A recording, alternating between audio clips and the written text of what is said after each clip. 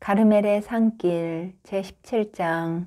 하느님께서 감각을 통하여 영의 은혜를 내리실 때 가지시는 목적과 법식을 설명하고 이미 언급했던 의문점을 해명함. 하느님께서 하나의 영혼을 그 낮은 데로부터 당신과의 합일로 끌어올리시고자 시연을 주실 때 그 가지시는 목적과 법식을 말하자면 할 말이 많다. 영성에 관한 책들이 모두 이를 다루고 우리가 여기서 말하는 것도 이에 대한 이해를 돕고자 합니다.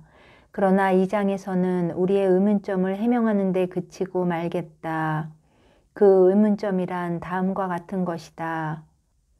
이 초자연스러운 시연들에는 위에서 말한 대로 그토록 많은 위험과 장애가 있는데 어찌하여 지혜롭기 짝없으시고 즐겨 장애와 함정을 치워주시는 하느님께서 앞으로 나아가는 영혼에게 그런 것들을 보여주시는가?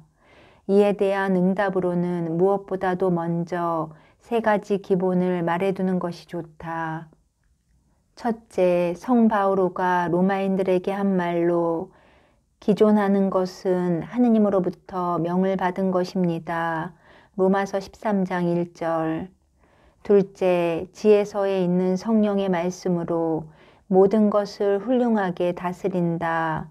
지혜서 8장 1절.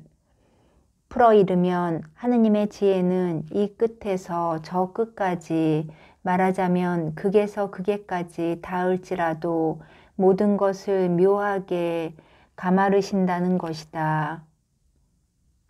셋째, 신학자들의 말로써 하느님께서는 모든 것을 그것들 나름대로 움직이신다 합니다. 이상 세 가지 기본에서 밝히 드러나는 바는 하느님께서 영혼을 움직이시어 그의 낮은 끝과 극에서 하빌의 높은 끝과 극으로 끌어올리심에는 질서 있게 묘하게 그 영혼 나름대로 하셔야 된다는 것이다.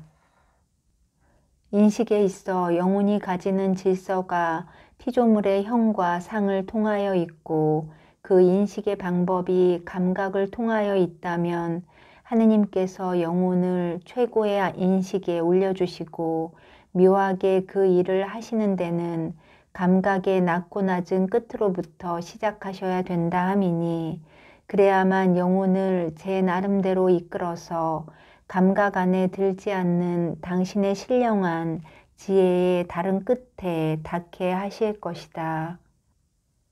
그런 까닭으로 하느님께서 처음에는 영혼의 인식 방법에 알맞는 형과 상 및 감각의 길을 통해서 혹은 자연스럽게 혹은 초자연스럽게 아니면 추리로서 영혼을 가르치시어 당신의 으뜸 영에 닿도록 하신다. 하느님께서 영혼에게 시형과 형상과 감각을 통한 인식 그리고 영지를 주시는 이유가 여기에 있다. 하느님께서 이같이 하심은 당장 처음부터 이 영지를 주시고 싶은 마음이 없으셔서가 아니다.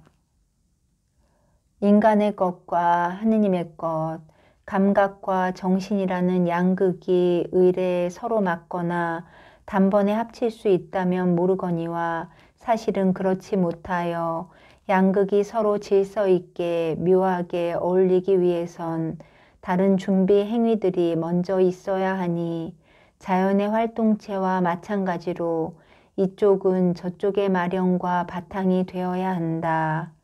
그리하여 첫째는 둘째에게, 둘째는 셋째에게 도움을 주는 이런 식으로 나아갈 수밖에 없는 것이다. 하느님께서는 인간의 이러한 됨됨이를 따라서 가장 낮고 겉에 있는 것을 통하여 가장 높고 속에 있는 것에 이르기까지 인간을 완성시키신다. 그 때문에 우선 좋고 오롯하고 겉에 드러나는 자연의 대상을 잘 쓰도록 인간을 움직이시면서 그의 육체 감각부터 바로잡아 주시는 것이니 이를테면 설교를 듣는다, 미사를 드린다, 성물을 본다, 음식의 맛을 줄인다, 촉감을 보속과 극기로 다스린다는 것 등이다. 이러한 감각들이 어느 정도 마련이 되었으면 한층 더 선에 굳어지도록 하느님께서 초자연적 은혜를 베푸심으로써 감각을 완성시키시기 일수인데 더러는 초자연스러운 통교를 허락하시는 일도 있다. 이를테면 성인들과 성물 따위를 보임, 그지없이 향기로운 내음과 영어, 즐겁기 이를 데 없는 촉감 같은 것인데 이로써 감각은 덕에 한결 굳어져서 나쁜 것에 대한 욕을 끊게 된다. 이뿐 아니라 여기서 말하고 있는 상상력과 환상 같은 육체의 내부 감각도 동시에 사로잡혀져서 거룩한 상념, 묵상 및 추리에 잘 익혀지고 영의 가르침을 이 모든 일에서 받게 된다. 이 자연의 수행으로 내부 감각이 가다듬어진 다음 하느님께서는 우리가 여기서 상상적이라 부르는 초자연의 시연으로 더욱더 저 감각을 비추시고 영화시키시기 일수인데 그와 동시에 이미 말한 대로 영혼은 많은 진보가 있어 매사에 세련이 되어 차츰 자기 혁신이 이루어진다. 이런 식으로 하느님께서는 영혼으로 하여금 단계를 밟아 가장 깊은 소계까지 다다르게 하시나 그렇대서 이런 식으로 항상 처음부터 끝까지 하나씩 하나씩 계단을 빼지 않고 올리셔야 되는 것은 아니다. 하느님께서는 한 가지를 다른 것 없어도 하실 때가 있고 더 내면적인 것을 보다 덜 내면적인 것으로 주시거나 한꺼번에 다 주시기도 하기 때문이다. 이는 그 영혼에 맞도록 하느님께서 보시고 하는 일이며 은혜를 베푸시고자 하는 당신의 뜻의 메인 일이나 이상 말한 바는 보통의 경우를 두고 한 말이다. 하느님께서는 이와 같이 영혼을 교육시키고 영화시키면서 나아가시니 말하자면 영혼의 어림과 모자라는 힘을 살피시어 우선 겉에 드러나고 만질 수 있고 감각에 적응한 사물들을 발단으로 삼아 드디어 영스러운 것을 내리시는 것이다. 이렇게 하심은 그 자체가 좋은 감각적 사물의 껍데기를 통하여 영혼이 재구실을 하고 영스러운 통교를 적게나마 맛보다가 영의 것에 익혀지고 마침내 온갖 감각을 초월하는 영의 실체에 닿으라 하심이니 여기까지는 영혼이 항상 매어 있던 감각 때문에 가까스로 아주 느리게 닿을 수밖에 없는 것이다. 하느님과의 사귐에 있어 영에 더욱 가까울수록 상상에 의한 추리와 묵상 같은 감각의 길을 그만치 벗고 비우는 것이니 하느님과의 사귐을 영으로 완전히 하려면 하느님께 대한 감각적인 일체를 없애버리지 않으면 안 된다. 마치 한 끝을 가까이 하면 할수록 다른 끝에서 자꾸만 멀어지고 동떨어지듯이 한 끝에 완전히 도달한다 함은 다른 끝을 완전히 떠난다는 것을 말한다. 그러기에 흔히 말하는 영성의 격언대로 영을 맛본 다음이면 육이 모두 싱겁다. 다시 말하자면 영과 육의 관계에 있어 육은 아무 쓸데가 없고 낙을 줄 틈이 없다는 것이다. 이는 자명한 사실이니 영이라면 감각이 용납하지 못하는 것, 만일 감각이 파악할 수 있는 것이라면 벌써 순수한 영이 아니다. 이미 위에서 설명한 바와 같이 감각과 자연인식이 파악할 수 있으면 있을수록 그만치 영과 초자연은 정도가 얕은 것이기 때문이다. 그런 만큼 완전한 영은 감각적인 것에 관심이 없고 감각을 통하여 받는 것이 없으며 영이 아직 어렸을 때와는 달리 하느님의 일에 있어 주로 감각이 쓰인다거나 써야 할 필요가 없는 것이다. 성 바오로가 고린토인들에게 한 다음 말은 이를 가리킴인 듯하다. 내가 어렸을 때는 어린이처럼 말하고 어린이처럼 생각하고 어린이처럼 이치를 따졌습니다. 어른이 되자 나는 어린애 짓을 그만두었습니다. 1코린 13장 11절. 그러면 감각적인 사물과 이에서 영이 끄집어낼 수 있는 인식이 어린애 짓이라는 것을 설명한 셈입니다. 따라서 영혼이 그런 짓에 항상 집착하고 그런 애착을 버릴 마음이 없으면 항상 어린애를 벗어나지 못하여 하느님께 대하여 항상 어린애처럼 말하고 하느님을 알고 생각하는 것이 어릴 따름일 것이다. 감각의 껍질을 붙들고 놓지 아니함은 어린애의 지식만큼 어엿한 어른이라야 그럴 수 있는 영의 알맹이에 다다르기란 전혀 불가능할 것이다. 그런 까닭으로 설령 하느님께서 저 시연을 내리신다 하더라도 영혼이 성장하려면 이를 조화라고 받아들이지 말아야 한다. 이것은 마치 어린애가 먼저 젖통을 아주 떼어야만 비로소 제 잇몸이 단단하고 영양가 높은 음식을 익힐 수 있는 이치와 같다. 여기서 독자는 다음과 같이 말하는지 모른다. 영혼이 아직 어릴 동안은 저러한 도움을 받고 싶어 해도 되지 않는가? 그러다가 어른이 되어서 버리면 되지 않는가? 어린아이도 살려면 젖을 먹고 싶어 해야만 나중에 어른이 되어서 젖대기를 하지 않는가? 이에 대해서 나는 이렇게 대답하겠다. 즉 영혼이 하느님을 찾기 시작하는 묵상이나 자연의 추리로 말하자면 감각의 저통을 버릴 수 있는 때가 오기까지 그 감각의 저통을 떠나서는 안 됨이 사실이다. 한데 그때란 제2권의 제10장에서 다루었듯이 하느님께서 영혼을 보다 더 영스러운 통교, 즉 관상회로 이끌어주시는 바로 그때이다.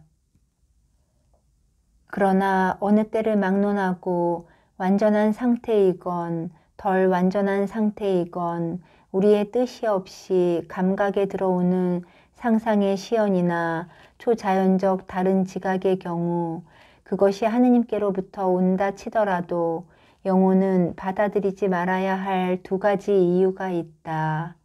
그 하나는 이미 말한 바와 같이 하느님께서 영혼 안에 당신의 결과를 내시기 때문인데 이 경우 영혼은 시연을 막을 수 있대도 흔히 그런 것처럼 그 결과만은 제 힘으로 막지 못한다. 따라서 영혼 안에 이루어져야 할 그 결과는 저런 길이 아니라도 알짜로 더 가멸지게 안겨지게 마련이다. 위에서 말한 대로 하느님께서 영혼에게 내리시고자 하는 은혜는 어느 결점이나 애집이 없는 한 영혼이 이를 막지 못하고 막을 도리가 없는 까닭이다. 그러므로 겸손과 두려움으로 이런 일을 사양함은 아무런 결점도 애집도 아니다. 그들은 이런 현상이 좋은지 나쁜지를 가려내고 빛의 천사의 짓인지 아니면 어둠의 천사의 짓거리인지를 아는 데에 따르는 위험과 수고를 면하기 위함이다. 사실 가려내고 알고자 하는 그런 일은 아무런 이속도 없을 뿐 그 때문에 시간만 낭비하고 영혼만 갈팡질팡하게 만들어서 많은 결점에 떨어질 기회, 앞으로 나아가지 못할 기회를 마련해 주는가 하면 영혼을 있어야 할 자리에 두지 않아 자질구레한 지식과 부분지에서 풀려나지 못하게 한다. 이에 대해서는 형체에 의한 시연에서 이미 말한 바 있으나 앞으로 더욱 상세한 설명을 하겠다. 한 가지 믿어야 할 사실은 우리 주께서 여기서 우리가 말하는 그대로 영혼의 됨됨이에 따라 그를 이끌어 주시지 않는다면 형과 상의 부분지의 좁디 좁은 대롱을 통해서 당신 영의 가멸짐을 전해주시지 않으리라는 것이니 하느님께서는 저것들을 매개로 하여 영혼에게 빵 부스러기를 내리신다. 저 다윗이 당신 얼음을 빵 부스러기처럼 내던지시니 시편 147장 11절 하신 것은 당신의 예지를 빵 부스러기처럼 영혼에게 내리셨다는 뜻이다. 영혼은 무한한 수용력을 지니면서도 그 모자라는 영성 및 감성의 장애 때문에 감각의 입을 통하여 가까스로 먹는다는 사실은 너무나 가슴 아픈 일이다. 성 바오로도 영을 받아들임에 있어 발심이 작고 어림을 아파한 나머지 고린토인들에게 다음과 같이 말하였다. 형제 여러분, 나 역시 여러분에게 영적 인간들이 아니라 육적 인간들을 대하듯 그리스도 안에서는 아직 어린아이들 같은 사람들을 대하듯 말할 수밖에 없습니다. 나는 여러분에게 젖을 먹여주었지 단단한 음식을 먹여주지 않았습니다. 여러분은 아직 그럴 능력이 없었던 것입니다. 아니, 여러분은 지금도 아직 그럴 능력이 없습니다. 여기서 알아둘 일은 초자연스럽게 나타나는 형과 상의 저 껍질에다 영혼의 눈을 돌려서는 아니 된다 함이니 외부 감각으로 말하자면 청각의 속삭이는 영어, 시각으로 보이는 성인들의 모습과 아름다운 빛, 후각을 자극하는 내음, 미각에 있어서의 맛과 만남, 촉각으로 느끼는 즐거움 등인데 이런 따위는 영에서 오기가 일수이고 영성인들에게 예사로이 있는 일이다. 역시 내부 감각에 나타나는 어떠한 시연에도 눈을 팔지 말아야 하니 그것은 환이라 모두 다 끊어야 마땅하다. 오직 눈을 주어야 할 곳은 이런 현상이 이루어주는 좋은 영뿐이니 이 영으로 하여금 하느님을 바로 섬기는 일에 힘쓰고 아울러 꾸준하도록 마음을 기울일 뿐 저 나타나는 현상을 아른 채 하지도 말고 감각적인 어느 맛에 뜻을 두지도 말아야 한다. 이와 같이 할 때 저 현상에서 얻어지는 것은 하느님께서 뜻하시고 바라시는 바 신심의 영뿐이니 당신이 저런 현상을 보여주시기는 이보다 더 큰 다른 목적을 위하심이 아니다. 그리고 또 앞서 말한 대로 감각의 작용이나 포착이 없이 영으로 받아들일 수 있게끔 되면 하느님께서 주시다가 버리시는 것을 영혼도 절로 버리게 될 것이다.